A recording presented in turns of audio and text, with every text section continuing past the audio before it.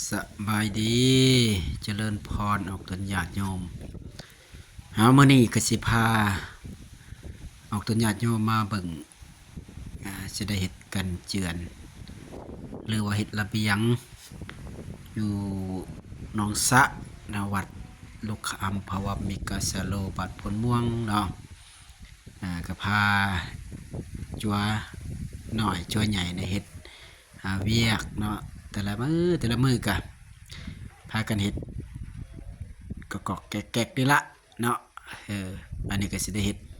ระเบียงกันเจือนแคมหนองสะเนาะเพราะว่ายามพายามพ้นมามันก็เปื้อนแน่บัดนี้ก็ได้สิได้เฮ็ดใหม่เนาะจึงเอาภาพบรรยากาศในการเฮ็ดการทำเนาะอันนี้ดอกไม้งามๆหน้าศาลาน้ำเนาะสิได้เบิ่งซ้ำนี่เด้อ